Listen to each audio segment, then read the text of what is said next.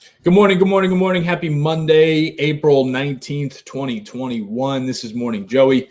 I'm your host, Joey Molinaro. Thanks for waking up with me. Hope your week is off to a great start. For those like JP already watching on YouTube, good morning to you. Thanks for being here. Remember to subscribe. The channel is kind of popping off. People have opinions about the Chet Hanks video. They have opinions about the Cougar video or the Bobcat video that I did. Opinions about the breaking down videos, the video breakdowns that I've been doing. So the channel continues to grow. Everything's going up. We're past 4.8 thousand subscribers, and we're continuing to grow. So thank you for those watching on Twitter. Thank you as well. Your daily reminder that we are on YouTube, youtube.com/c/cup of Joey. You go there, you subscribe, you can catch up on the latest stuff from my channel, from me. I pretty much put all of my work on there. And if, sometimes I'll have some YouTube exclusives. It goes on there as well. So be sure to go subscribe and catch up on the channel and everything like that. And I appreciate you guys as always, as Cowherd would say. So happy Monday to you. Hope you had a great weekend. I laid low, man. I wouldn't even call it laying low. This is just how I roll. And it's good. It's really, really good. Friday night, I was cashed out. I felt like shit after my first shot on Thursday. I got my first vaccine shot on Thursday, and then Friday, the side effects. I just felt awful, and not awful. I just felt shitty, and so I laid low. Just got some rest. Woke up on Saturday. Went to a garage sale. Garage sales are starting. Love a garage sale. Always find some good deals. Wife got a rug that my dog just shit on, so that's always good. There's always, some baseball cards or some cool Star Wars collectibles and things like that. You can always get a good deal at a garage sale. So woke up, went to a garage sale, laid low during Saturday during the day, watched the Cubs, and then I went out to dinner. I was so grown up, man. I talked about it on Friday's show that nothing like going to bed at 9, waking up at 8 a.m., having coffee, going to a garage sale or antique mall. Let's go. Did that exactly. And then on Saturday night, hit up two friends, one of my best friends and his lady. We just went to dinner at like 7 o'clock. We didn't even have any drinks. We had dinner. We went home. And while we were walking back to the car, we were talking about how nice the neighborhood was, South Broad Ripple that we were in. And I literally turned around to my friends and I said, it's just, I like this area. Like, just listen, it's so quiet. It's just quiet. And I said, holy shit, I'm officially no longer a young person. I am old. And that's a cycle of life. It's a cycle of life. And it just happens before your eyes and there's nothing you can do about it. But that's just how it goes. Like one day you're out at a local bar and you're blacked out taking Vegas bomb shots, and then like before you know it, all of a sudden you're walking through a neighborhood on a Saturday night at 7:30 yawning and saying it's just so quiet out here. And literally, that's just the evolution. It's just the growth. There's nothing you can do about it. You don't intentionally make that happen. It just happens. And you know what? And then I came back home on Saturday night and I walked my dog and I got back in bed and I turned on Keith Morrison and Dateline. And when I was watching Dateline and Lester was, I'm Lester Holt. And now here's Keith Morrison with A House Full of Secrets. And as soon as he said Keith Morrison, I did yes, like that in bed, because it was like 9:30 and I had Keith Morrison on and my dog was asleep and my lady was asleep and I just felt good. And that's the cycle of life. That's the cycle of life, everybody. So if that hasn't happened to you yet, that's fine. Enjoy that, because I've had my wild days for sure. My fun days, and but it's just like before you even know it, like that's just what you enjoy.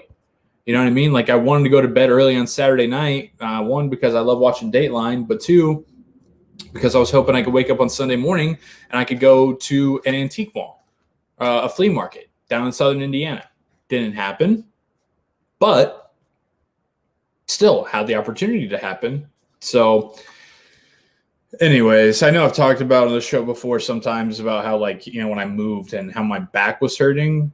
And that was more so like, I don't know, that was just more so for a segment. But this is like real shit to where, when you're 20, when you're 17, 18, 21, 23, I'd look at like my aunts and my uncles and stuff that are a little bit older than me. I'm like, golly, what is like, is that fun for you?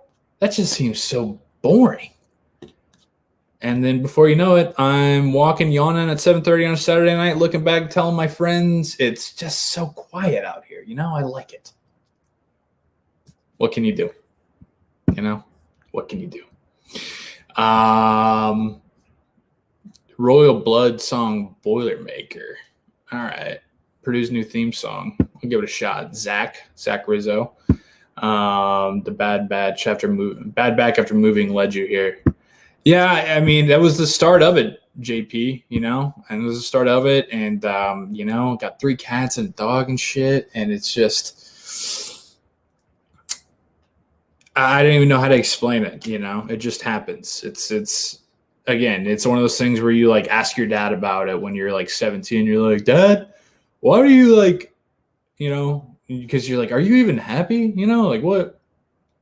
Do you have fun? Like, do you like being a dad? I don't know if I want to be a dad because it just seems like boring to me.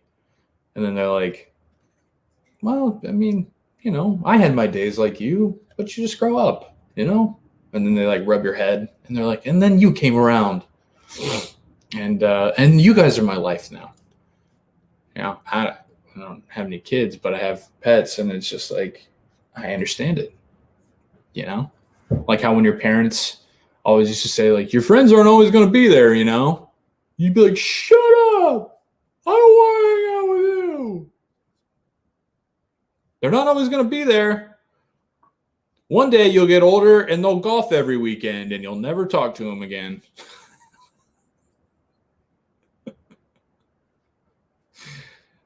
Yeah, I mean, I think that's really, when you get older, you don't, as a guy, when you get older, you don't lose friends because like you just lose contact or like, different family shit pops up. You lose friends because you don't golf and they do.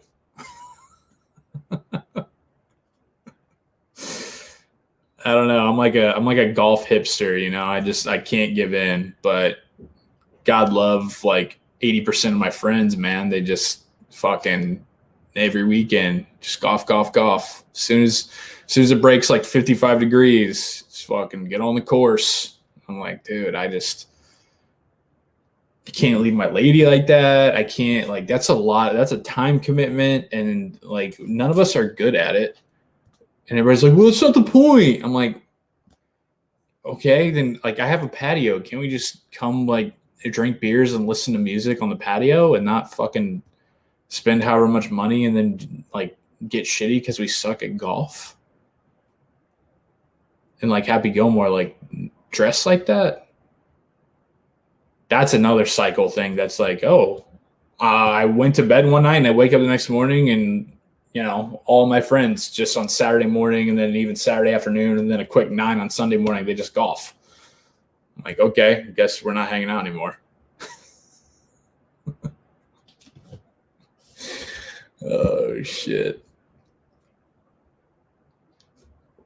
Wow, look at that. Hi from Poland. That's incredible.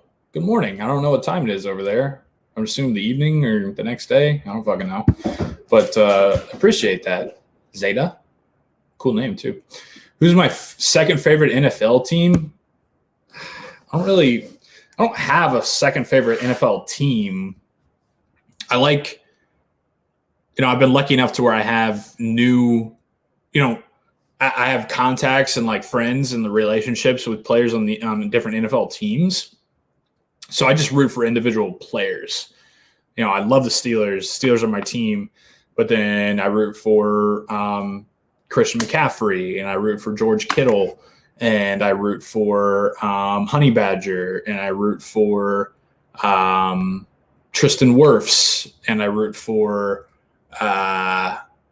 Marcus Bailey on the Bengals and Joe Burrow on the Bengals. So I'm having a little issue, man, because no Marcus Bailey, no Joe Burrow.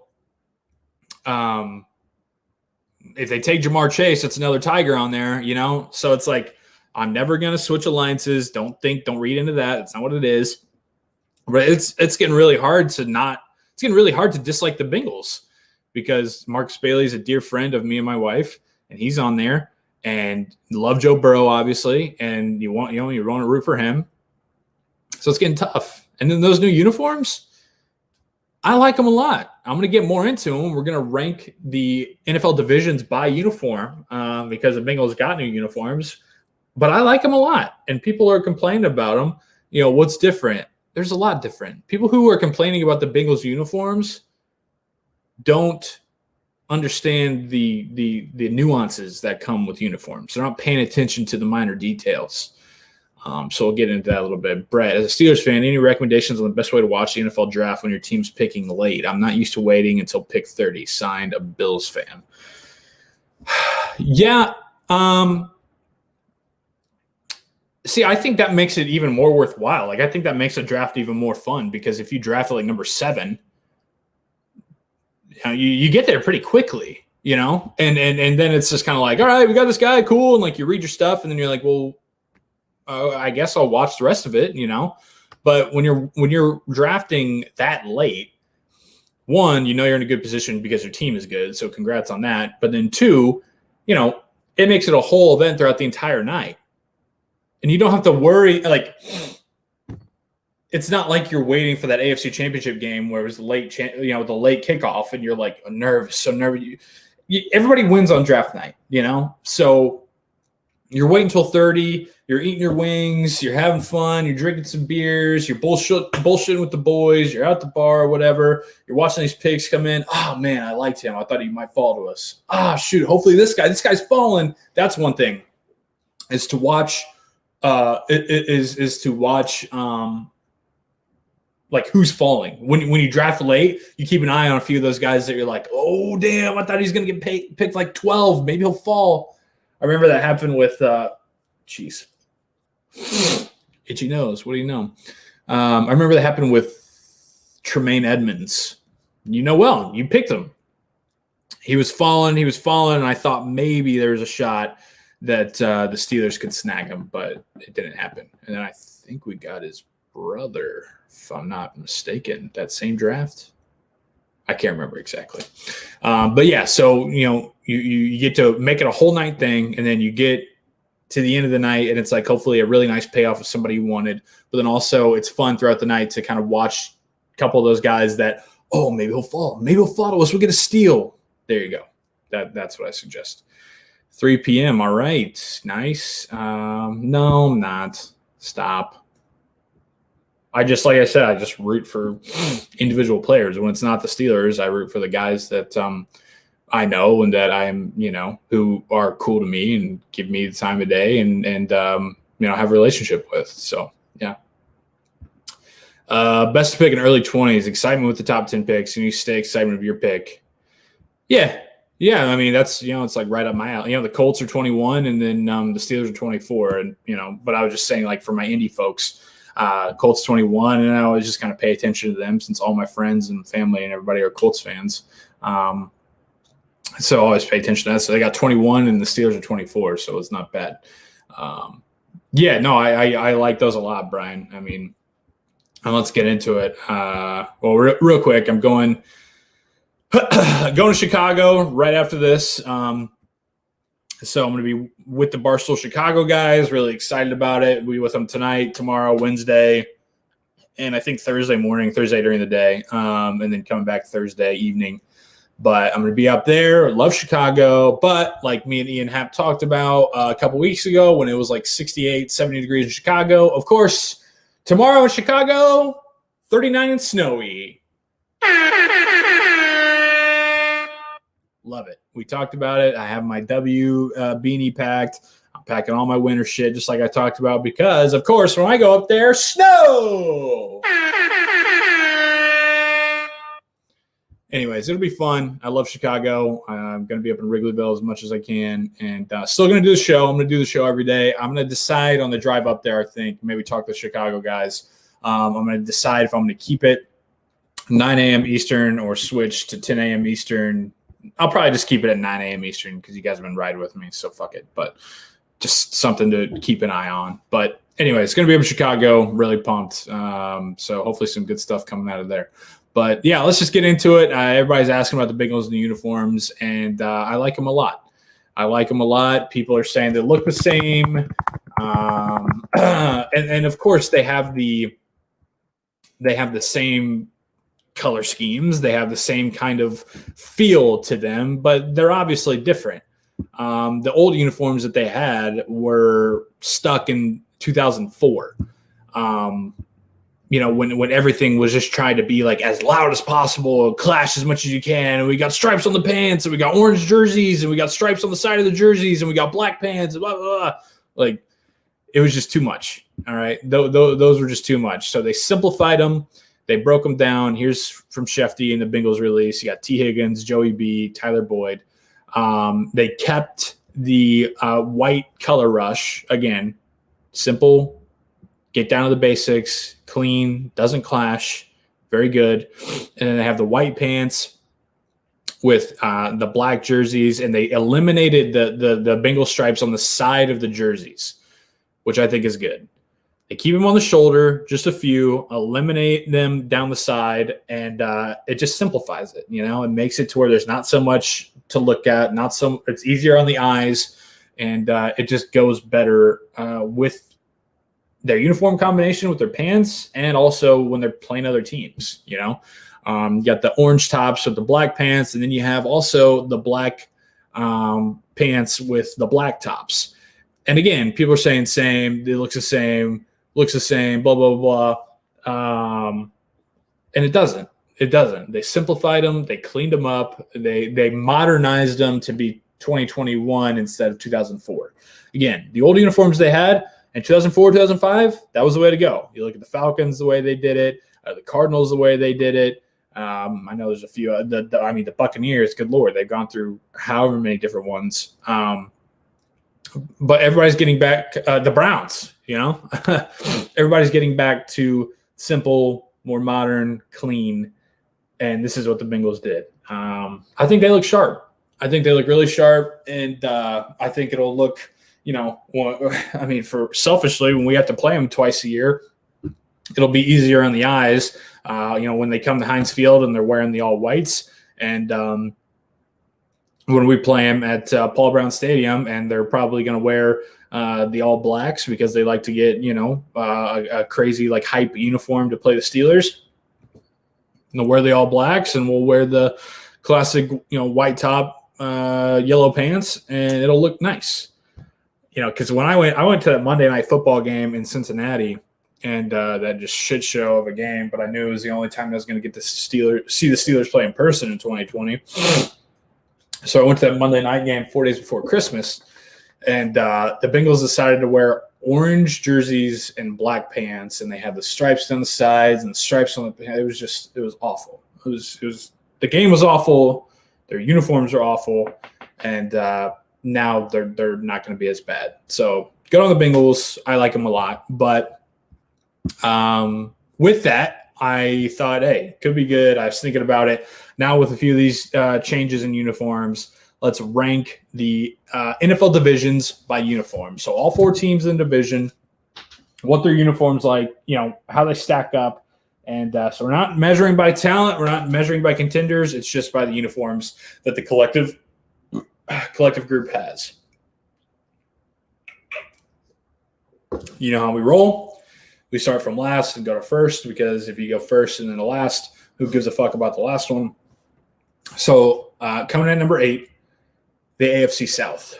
This one's obviously close to home. Lucas Oil's in my backyard. Colts, the hometown team that I've grown up with and that everybody in my life roots for. The Colts are a classic look, but they're a very boring look. And it's not, they're not the ones bringing this down. I think the Titans changed from what they had. Not that big of a fan of it. The Jaguars changed their uniforms every 2 years. I think the limit is like 3 or 5 years that you can change your uniforms. Whenever that's up, the Jaguars change their uniforms. So who the fuck knows what theirs look like? And then the Texans are just, again, they're stuck in 2004 when they became an expansion franchise. They don't know what to do with them. Like they're very limited to what they can do. They don't know what to do with them. They've stuck with the same look, and honestly, it's just it's very boring at this point. So AFC South coming in last. 7. This one would have been higher a few years ago, but 7, I got to go NFC West. I think the Cardinals, again, are stuck in 2004, when Mike Vick was on the cover of Madden and people were making the uniform changes to that. I think they're stuck in that era. They don't know what to do with they should honestly probably go back to a little bit of the kind of like the throwback simple look. I'm big on that. Just keep it clean, keep it simple, good colors. But they don't. They still have the, when you get them playing the Chiefs or the even the 49ers sometimes, and the Cardinals wear their Cardinal red pants and their white jerseys, and they got weird piping and lining on them, and it's just, I don't like the Cardinals uniforms. Now the 49ers are individually, the 49ers are a top 5 uniform in the NFL easily. But because of the Cardinals, because of whatever the Rams decided to do when they had a perfect opportunity to just stick with what was good, the Rams bring them down a lot. The Cardinals refusal to kind of remodernize into the new day and age. And then, the Seahawks was cool because they were the first ones to do something different with Nike. But now they're trying to, the bright lime, neon lime jersey, they try to shove that down our throats too much. And it's just like, guys, you were good when you were winning the Super Bowl. You had the white top, the Seahawk blue pants, the Seahawk blue on blue, or green, whatever. That looked good. Seahawks, really, the Rams and the refusal of the Cardinals to do something different, bringing the NFC West down. Number 6, AFC East. Just kind of there. Jets, still don't really like them. Bills are good. Bills uniforms are very good. They're kind of like the 49ers. Individually, they'd be up there. Great colors. They went back to what they knew, what was good. Again, kind of the throwback modern look, if you will. Dolphins, good colors. I don't like the modern Dolphin. I still like the old school Dolphin. I know maybe that's just old man yelling at the clouds. And then the Patriots, I love their colors, and I love them going to what was kind of their color rush look, but then I wish they would have changed their helmets. If they would have changed their helmets back to the old Patriot, I think that would have been really, really dope. A lot of people were saying that when Tom Brady left, they should have used that as an opportunity to not only change their uniforms, but get rid of that the evolved Patriot look that they brought in, in the late 90s with Bill Parcells and Drew Bledsoe, and go back to the old, I forget what his fucking name is, but the Patriot that was the center and has a ball there. I would have loved that. I think that would have bumped them up for sure. But 6 AFC East, 5 NFC South. Love the Panthers. Saints, tough to beat, black and gold, really, really good. The Buccaneers going back to the 2002 Super Bowl team with the pewter and the Buccaneer red and everything like that. A big time win because they were in Jaguar territory for a little bit. They were trying to figure out what was working. They made the logo bigger. They had, the all sorts of the different jagged numbers and designs, and it looked really, really bad. And they said, screw that, and we're going back to what we know best. We're going back to when we were the best. And then they were on top again. So they simplified. They cleaned it up. Really like the Buccaneers. But then the Falcons, man, they fucked it up. The Falcons hold them back so much. And it pisses me off because they have such great colors and such a great logo. And they just refuse to, again, go back to the vintage or the modern throwback, like when primetime was there. And they still wear those uniforms once a year, twice a year. and they look phenomenal every single time. And then the next Sunday, they bring out those Any Given Sunday jerseys, and I'm like, what the fuck? So they bring them down big time. Now we're into the top four. Number 4 for me, NFC East. Just a bunch of classic NFL teams. Really, really tough to beat, but to me, just none of them like stand out as like, wow, yeah. It's just like they stick to what they know. They're simple. They're clean. A lot about what I like, but they're long-standing uniforms and long-standing teams. But the divisions above them, I still have some. They're just like, like kind of like the Chris Collins, where it's just like you bite your lip a little bit with the top 3. But NFC East again, Cowboys, legendary NFL look, even though the silver doesn't match. Washington football team cleaned it up a lot. Eagles. Again, just like when you think NFL and you think of like NFL films, besides like the Steelers and Raiders, the NFC East, it's just like the Giants, the Eagles, the Washington, Dallas. So tough to beat. NFC East, they're number 4. Number 3, NFC North. Again, going off the NFC East, I think when you just have the Packers and the Bears, it's just so football. It's so NFL. It's so ingrained in what the league is. Classic looks, and then the Vikings, now that their purple is always signature as well. And they figured it out again to where they have I'm going to keep going back to it. I love it. I'm going to say it again. It's just like in Moneyball, like fellas, say it again, or I'm going to have to snap and Pete, or, check the sheet, or I'm going to have to snap and make Pete talk. But the Vikings going with like the modern throwback, the matte look, purple, white pants, purple pants for a color rush, looks really good, man. And then the Packers and Bears, like that's just fucking football. That's just NFL. Number 2, AFC North. And the Bengals would have held them back a lot if they wouldn't have released what they did today, in my opinion. Steelers, one of the best uniforms in sports, one of the best, easily top 3 uniform in the NFL. Ravens, they know what they are. They stick heavy to the black with some purple. Looks clean, looks intimidating, looks good. Browns, they figured it out, man. They got rid of all their little experimental shit. The Browns on the pants that Damashek used to always make fun of. That just hideous look.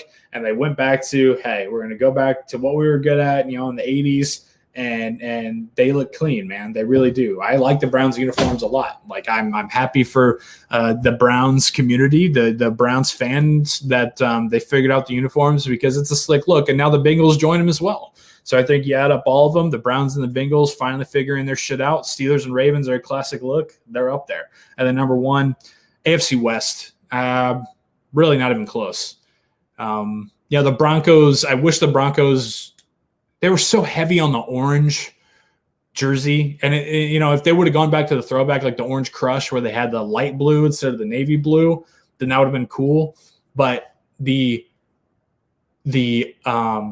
bright orange that they had, that they just shoved in our face when Peyton was there, I got a little tired of that. And now they're going back to a little bit more of wearing the navy, where like Mark Schlereth and John Elway would win the Super Bowl. And I like those. But, I mean, when you have the Chiefs and the Raiders and now what the Chargers are doing, I mean, my God, like, it's just not even close. Really, now any game you watch of AFC West matchup, it's just a thing of beauty, Like, I wish maybe Barstool, we could do something where I could be like the Collinsworth of uniforms, that I can just come on and just, like, bite the bottom lip and just rave about the uniform matchup. But, I mean, I really don't think that it's close when it comes to uniforms in the divisions to the AFC West. The Chargers making what they did last year. I mean, the colors, my God, they just look so cool. And the Chiefs and Raiders, I mean, just classic. Like there's not a lot better than that. They figured it out from day one. They stuck to it. And it's like a fine wine. It gets better with age. It really does. It really, really does. So let's see what you guys are saying. I'm still sharing my screen. Such a noob, man. Jeez. Yeah, Keith, about the Bengals, the orange jerseys, I don't like them with the black pants, unless it's like Halloween. I don't like those a lot. Black on black, great. Black on white, great. Hell, even if it was black on white, great. Or if it was, the white on white, awesome. Orange on the black, I don't know. Yeah, Brett, exactly. That's what I thought about them from the time I saw them. You summed it up perfectly, man, about the Bengals for sure. Yeah, Colin's a Texans fan. I just, they came in 2004 and like they fit in the era there, and now here we are 17 years later and same shit. What are the Texans going to do next? Like besides changing their logo completely? That's really what they'd have to do is change their logo completely and then just get a whole entire new look. And they might as well. J.J. Watt's gone. He's the franchise best player in the history of the franchise. Obviously, franchise best player in the history of the franchise. Who knows what's going to happen with Deshaun Watson? So, yeah, I don't know. I mean, yeah, the colors are really great, Zach, but I don't like the new helmets that much. The new helmets to me look too much like a cue ball, or like a pool ball. I don't know.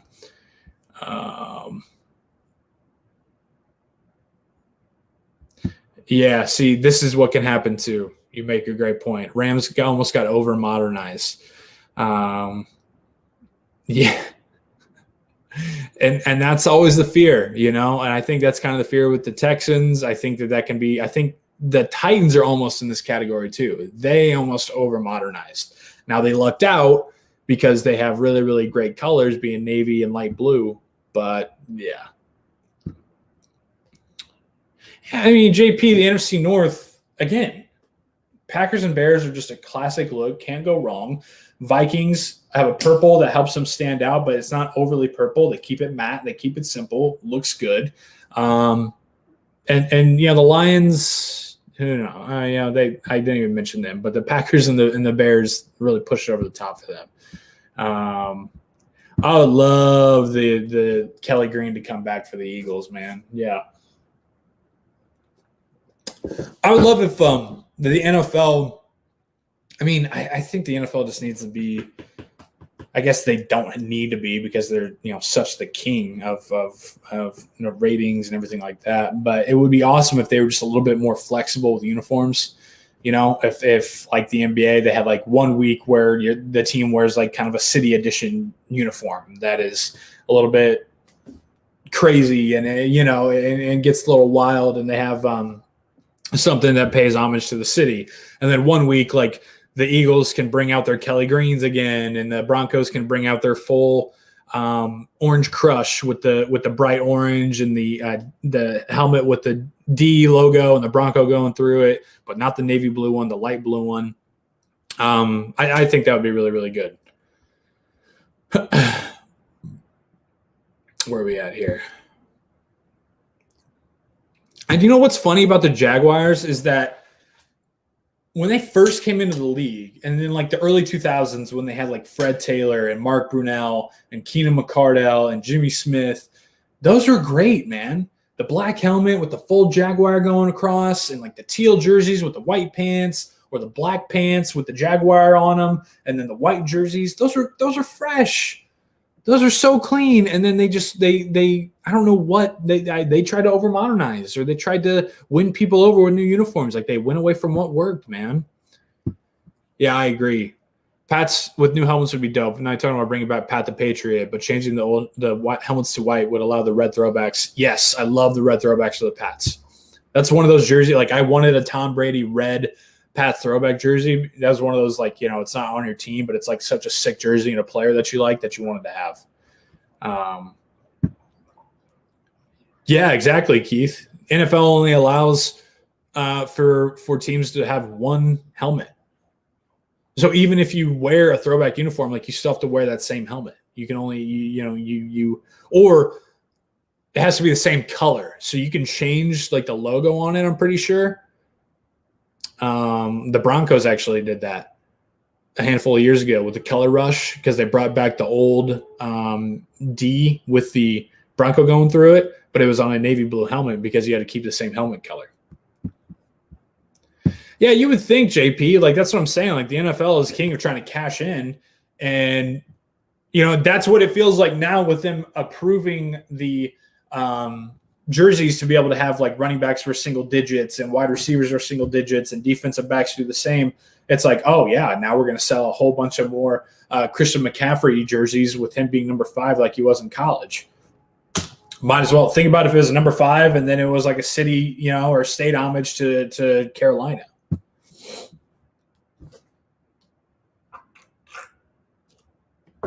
I love the passion for uniforms, man. I need to get Damashek on here tomorrow or something and break these down.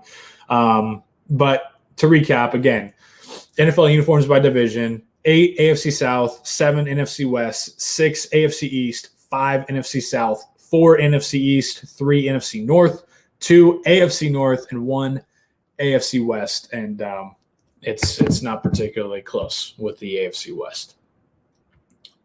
AFC North bias, I give it a run for its money, but AFC West is just too slick, man.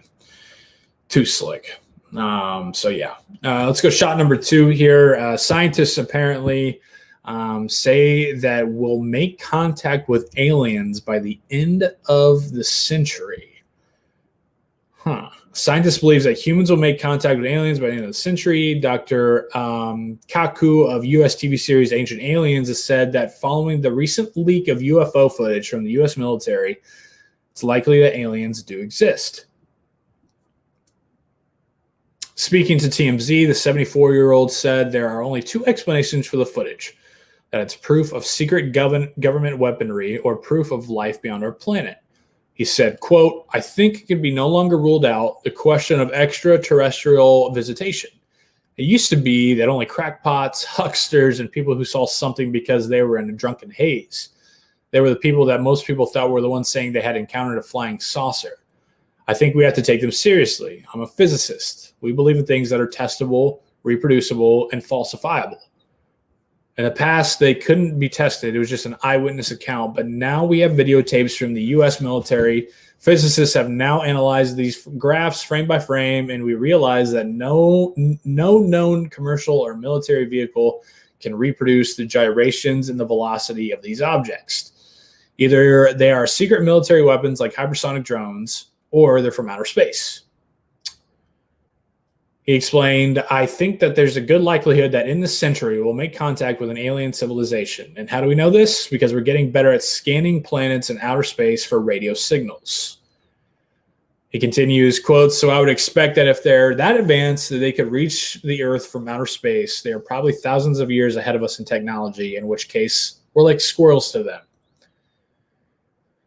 Okay. So pretty much all of like the alien movies coming to life.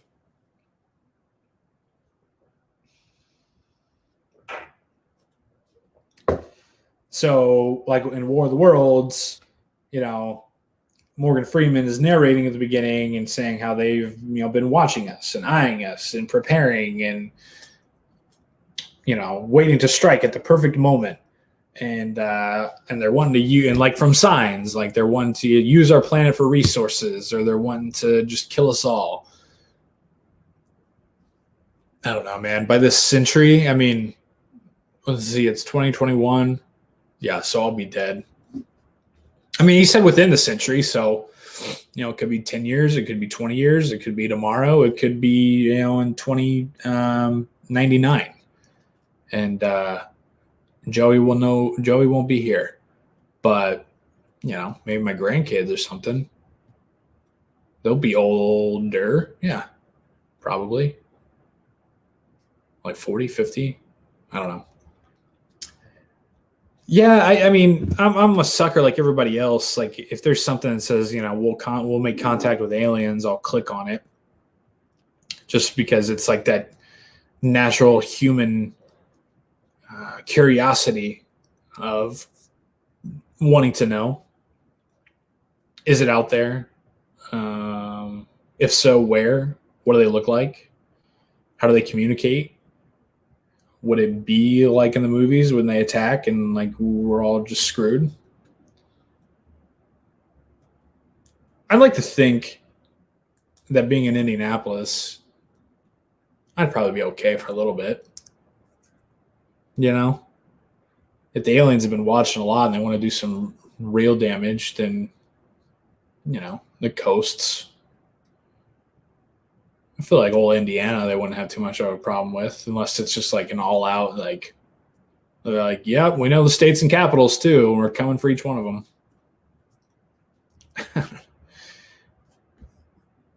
From Keith, I feel like secret government weaponry is the way more likely of those two, though. Yeah, I mean, it could be. And like one thing I was thinking about, because I saw a lot of people talking about it on Twitter, and I hate to be that I tweet about it last week. I hate to be that guy, but I'm 1,000% going to be that guy. The acronym UFO is unidentified flying object. So, yes, automatically we have this connotation to think UFO, alien, UFO, spaceship, from outer space. But when you just take it for what it is, unidentified flying object, it literally could, it could be somebody fucking flying a drone. It could be somebody, some balloon, like some blimp. I mean, I've seen that on like the History Channel where some like other physicists is like, a lot of people forget that like UFO doesn't mean alien. It just means that it's unidentified and it's flying. Like it could be something that's totally normal. We just haven't identified it, I mean, it's a grainy photo. It's like a grainy video. So I kind of think about it that way too, because I'm just like, at this point, for as long as we've been here, I feel like something would have come up by now. I'm not saying I don't believe that there's not aliens out there. I'm just saying that like the contact, I feel like we would have seen something. Or maybe they've just seen all of our movies, so they're like, these fucking idiots know we're going to go about it a different way. They're always thinking we're going to come down on like lightning bolts, or like we're all just going to come hover over the city, and we'll just come down in like a sneak attack or a secret fashion. I don't know. Part of me is like, yeah, that would be like, it's just, you can't even describe how you would react because we don't know. That part of me is like, yeah, it'd be interesting. It'd be cool to have, like, turn on, the news and see alien encounter and like live on the scene from where like an alien ship landed and like they're coming out, but also that'd be terrifying. I think we all think that we'd be the people from like the movies and like Independence Day and like Signs that would survive, but when in all reality, we would probably be like War of the Worlds, like one of those people that gets zapped and dusted in like the first 5 seconds. I mean, the odds are more likely of that, like everybody thinks you're going to be Tom Cruise and fucking taking down one of the big zappers, but in all reality, you're going to be one of the people. It's like, ah! See ya. No one even remembers. Yeah, nothing like some alien positivity on a Monday. All right. I saw this trending on Twitter too. PEMDAS. And for those of you who don't know, I don't know how you don't know, unless you're a kid in school right now and they just like have stopped teaching this. But since it's from my knowledge, I'd say anybody who graduated high school prior to the year like 2014 or after the year 2014, maybe this isn't the case, but anybody prior to 2014, I'd say that you probably should know PEMDAS, PEMDAS, the math equation, when you would have to use that order to do math. And immediately when I saw this, I got flashbacks and thought of my 6th grade math teacher, because this is when we learned it, was in 6th grade. And the acronym PIMDAS, parentheses, exponent, multiply, divide, addition, subtraction. How about that for some education, huh? There you go, Mom and Dad. Private school education 15 years ago. Still remember PIMDAS. What up? But yeah, my 6th grade math teacher, instead of just having a PIMDAS, she taught us, please excuse my dear Aunt Sally. Please excuse my dear Aunt Sally. Hey, please excuse my dear Aunt Sally. And that's how you remembered it. And that's how you would, whenever you would come across one of those math problems that had a whole bunch of shit going on with the parentheses and the division, and it's like frontwards and backwards and backwards and frontwards, you don't know, you would go back to, please excuse my dear Aunt Sally. And then you would work it out, parentheses, exponent, multiply, divide, addition, subtraction. Oh, nice. Circle the answer. Please excuse my dear Aunt Sally. I'd be sitting in there, and I would be like, everybody in the class, at some point you kind of hear people being like, oh, okay. So, you know what, Mrs. Gibson? Thanks. I don't know if you're still alive. I hope you are. Even though I didn't really like you as a teacher, but I don't want people to die. Now, 15 years later, I can talk about it on my show. Look at that. At the time, I was saying, when am I going to ever use PIMDAS? At one point in my grown-up life, am I going to use PIMDAS and need to use stuff with exponents? And you know what, Miss Gibson?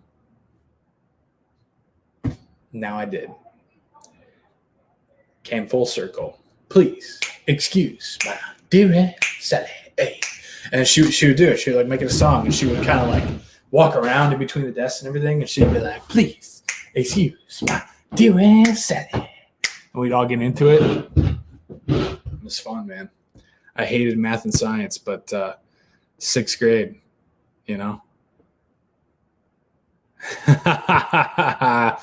Yeah, please excuse my dope ass swag. That sounds like something Lil Sass would do or say. Yeah. Thanks, buddy. I appreciate it. Yeah, my brother-in-law got this for me for Christmas, Chi-Town, so I figured I'd wear it today. Since that's where I'm going, look at my cat in the background. I got both of my cats. We got Ruby and Remy. Hey, guys. They don't give a shit. But yeah, I had this, and this same math teacher, she would do these, because math, everybody, that was always the most homework. Every math teacher always assigned, 62 problems that you had to do. And they're always the even ones, because the odd ones, for whatever reason, were in the back of the fucking book. And so it didn't do that. Like, the answers were in the back of the book. So he did evens. And we would come in and we'd grade our own work. Like, this lady didn't want to grade homework, so she would assign a shit ton of it, and then we'd have to grade our own work. So eventually, my little smart dumbass was like, I'm not doing the homework because I don't want to spend my time on it because I hate math and I suck at it. So I'm just going to go in there and I'm going to sit in the back, and I'm going to go in and I'm going to just fucking write the answers down when she's giving them out. Because we'd come in the class and she'd open up the book and she'd be like, number 2, 16. Number 4, 3B. Number 7, number 8, 12.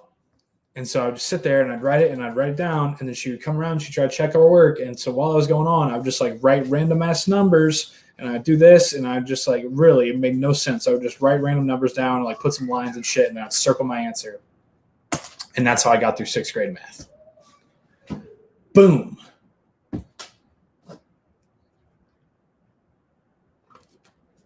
You know what? That people say, what did 6th grade, what did middle school math and science, if you're not for those of you who aren't a fucking marine biologist or, a nurse or a math teacher or whatever the fuck, an engineer. For those of us who ask, what did sixth grade middle school math and science, what did that teach us? You know what it taught me? It taught me survival skills, baby. It taught me how to just get through. You don't know how to do something. You can't figure something out. You don't know what the next move is going to be. You just fucking figure it out.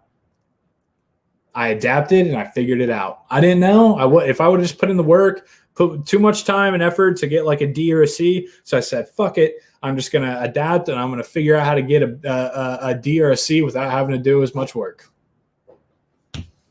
That's what it taught me. And that's what I'm going to tell my kids. You may not use this. I know. But you know what? It's going to teach you a mentality to just figure your shit out. Yeah, that's some real shit on a Monday. And my cat's back there not giving a shit. And my dog's probably going to take a huge dump on the rug again. Aren't you happy? Yeah? Yeah, you're smelling right where you did. Seriously, I'm prepping for the show. I look over, just fucking dump her right on the rug. So what's so funny is that I know my mom's watching this and she paid, she sent me to a good school and I just fucking survive in advance, baby. Just like March Madness. That's what it's all about.